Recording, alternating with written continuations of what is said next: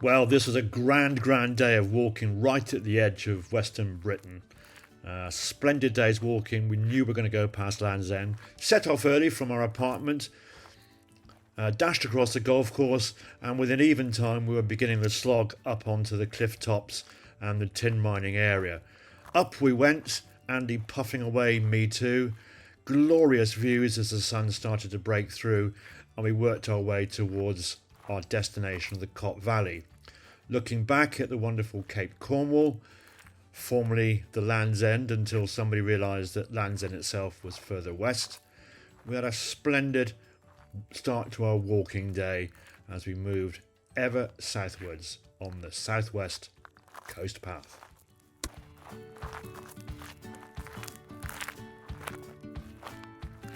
Morning walking fans, it's 9:15 on a Tuesday morning. Life's returning to normal, I imagine, for most folk. For us it's staying walking. We've just left Nanpeen Farm, Cape Cornwall, on the outskirts of St Just, a lovely little hunker down town right at the western edge of England. And today we walked from the apartment, the old barn, bit of tin chimney in the background there, by the way. And we're in rich tin mining country. In fact, it's a World Heritage Site around these parts. And ever present on my right hand side is the sea, the Atlantic Ocean. And you look across from here, we actually can see the Scilly Isles today. But in reality, it's about, 6,000 or more miles to get to South America, which lies that way. Probably the coast of Brazil, maybe, or some of the smaller Latin American countries, Belize's and what have you. That's off in that direction. So an awful lot of Atlantic away to my right. And we're walking today around a magical milestone, really, which is Land's End, or is it Land's Beginning? I rather like the continental word for it, Finisterre. Cape Finisterre in Portugal, for example. End of the earth. What a lovely word that is. So we're going around Land's End. We're heading all the way around the corner, as it were, around Granite Head. And once we've gone past Granite Head, we get to Porthcurno, which is a lovely place that has the incredible one-woman created Minack Theatre, and also a mightily important place for telegraph cables. And the empire was connected from Porthcurno to the rest of the empire, so all points east, really. Amazingly, there's a cable that goes from Cornwall, Porthcurno, all the way around Africa, round the Cape of Good Hope and Cape Agulhas, the southernmost point of the African continent, across the Indian Ocean, and all the way to India. It's mind-boggling, particularly when it was done in the 19th century. So the beginnings of the telecoms revolution. And the early days, of course, it was all Morse code. Dot dash, dot dot dash, dot dot dash dash dash. I probably just said titty in Morse code or something. Anyway, we're about to plunge into the Cot Valley, cross that, enjoy lots of tin working remains, and work our way around to Seminal Cove, where hopefully we're there in time for a morning break, which will be herbal tea, keto style. 2 weeks plus in, feeling trim, and pleasingly not knackered.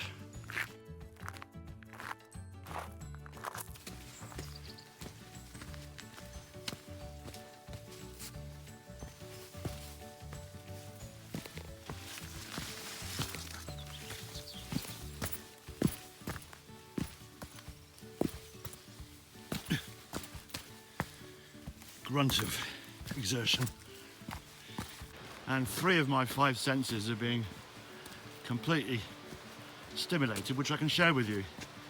The sound of the waves, the surf, the site. And I can't show you feel, can I? Because I feel it through my feet and body. So 2 of the 5 senses I can share with you. But quite an interesting one here. You can taste and you can smell the seaweed. Very powerful whiff of ozone. And it's absolutely brilliant.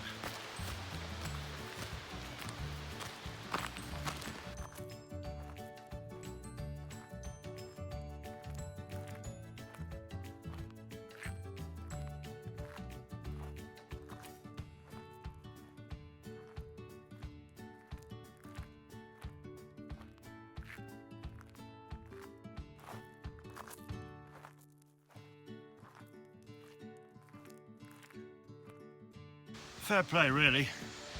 That's quite a decent warning, isn't it? Yep. On second thoughts, not going through there.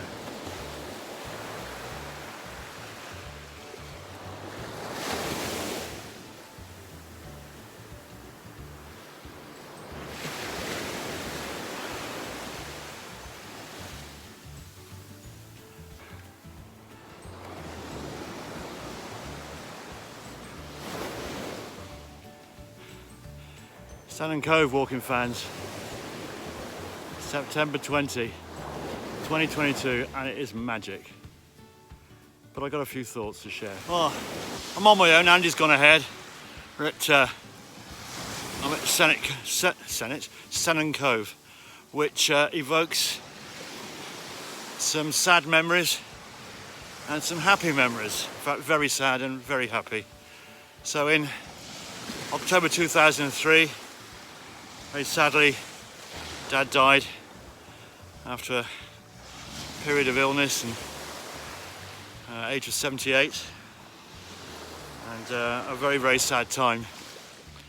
After he died in the funeral, Emma and me came down to stay at a place called Little Petherick near Wadebridge, and one of our day trips was down here to Seminal Cove. A few days after I'd popped the question, and amazingly Emma said yes. So there's that. Bittersweet set of memories, very sad and very happy. I've got lots of photographs of very young Jamie. He was walking,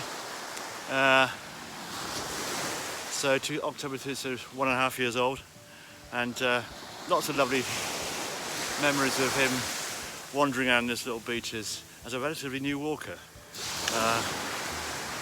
And that's a message from the relatively old walker. This was an incredibly rare and quite special moment. Andy and me had coffee on the seafront at Seminal Cove and just luxuriated in overlooking this marvellous bay. What a great, great spot with so many mixed memories, it has to be said. Land's End, lads. We're at the tip. Or is it land's beginning? Depends on your point of view, really, doesn't it? Andy alongside me sharing this marginal experience. That's pleasant. Life on the edge. Andy's top praise for anything these days is either nice or pleasant. You need to kick up the arse that I'm going to get him a thesaurus. I don't want a thesaurus if you do that. Fair play. What a marvellous spot. Trouble is we're sharing it with lots of people. Well, that's no bad thing. Astonishing how many people are on their phones. Well, I am, I suppose. But I'm doing something positive with it. I'm not just fucking around looking at Google. That's the Longships out there, Longships Rocks, with the Longships Lighthouse on, and it looks like a set of Norse longships. And just walking through the Land's End experience, and what a fucking grim place this is. One of the most beautiful spots you can have, and they erect all this shit and charge you $10.95 for a fucking photograph by the finger post, which is an absolute outrage. Quite appalling. This is England at its utter worst. No respect for a beautiful place in nature. Just shit. Emma and me Jamie Lana came here in 2003 and thought that then. My opinion has not changed. I'd be glad to get away from it. Okay, I got away from it, but I also had fantastic memories of our proposal trip back in October 2003. Here's the three of us. Don't we look young?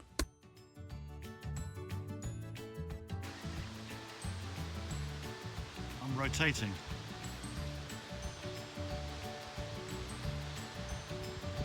I'm videoing as well. Just realised that asinine comment will be on this bit of tape.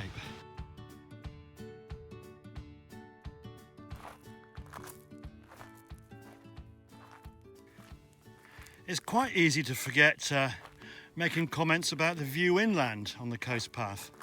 So here's a little glimpse of West Penwith, the western extremity of England.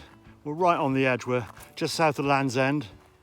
Isolated farmhouses, a couple of wind turbines, gently rolling landscape, the old abandoned farm, and not far from Granite Head, which is over there. And Granite Head marks really the point where Andy and me kind of turned for home, where we genuinely turn eastwards towards the finish line of the mighty SWCP, which is a couple of 100 miles away, well over 300, at Southaven Point, Studland, Poole Harbour. We've already done quite a bit of the south coast, so we haven't got to do the whole lot. But what a marvellous, enigmatic, lonely, but comforting place this is. We feel like you're stood behind the battlements and ramparts of a mighty fort, Fortress England. Not an analogy I particularly agree with, but one that came to mind. The last thing we want to be is a fortress. But what an inspiring place. So a little bit again of the inland scenery of this western tip of Cornwall. And I'm now at Granite Head, and this is to the immediate south of Land's End, and that Coast Guard lookout station up there, that really marks the point at which on the south side of Land's End you genuinely turn the corner and start heading back on the long eastward home leg of the mighty SWCP. So this is quite a magical place to be. You really feel to get to here you've achieved something. You've still got a challenge lying ahead, but kind of if you got this far, you're well in for finishing off. If you've just walked from Minehead, you're not at the halfway point, which is a couple of days away. So eastwards it is. Once we got round Granite Head, Andy and me plodded our way on towards Porthcurno, and what proved to be a fantastic end to a superlative day's walking in West Penwith.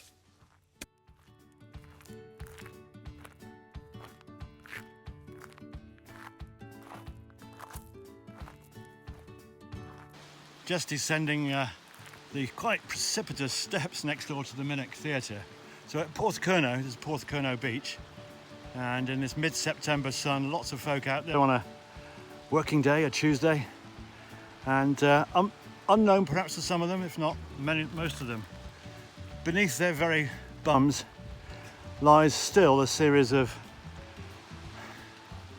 massive submarine telecoms cables. Now all digital, of course, but this is the site of where the Empire was connected up. So back in the Victorian era, Porthcurno was a place with a telegraph station and cables, almost unbelievable, going from here all the way out into the Atlantic, around the whole continent of Africa, around the Cape of Good Horn and Cape Agahulus, across the Indian Ocean to the Raj. And the early coercive control we had of foreign lands was amplified, I suppose, by our ability back in the 19th century to have in those days, incredibly rapid communications, which greatly facilitated trade and all the other aspects of our world domination at that time in the ghastly enterprise of the British Empire. And this idyllic spot was a nerve centre for the communications network. Almost seems unreal.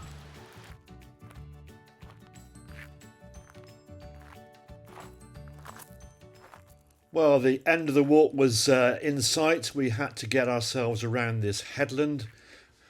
What a day of walking along the granite coastline of Cornwall. Absolutely superb. The weather obliged too, but just a magnificent place to be. In even time, we made our way around this headland and left the coast path just below the village of Treen, where I spent a wonderful 15 minutes talking to a curmudgeonly Cornishman, which was an absolute joy.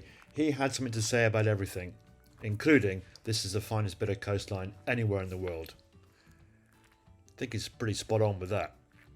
And a couple of things to finish off with. Had great news during the day that my older boy Ben has popped the question to the lovely India, and they are getting married sometime in 2023, which is magnificent. I also have to mention song for the day. It had to be the Joni Mitchell song about how we muck up places around us, and a very small part of today's walk was seriously mucked up at the Land's End experience. But otherwise, a day of splendour.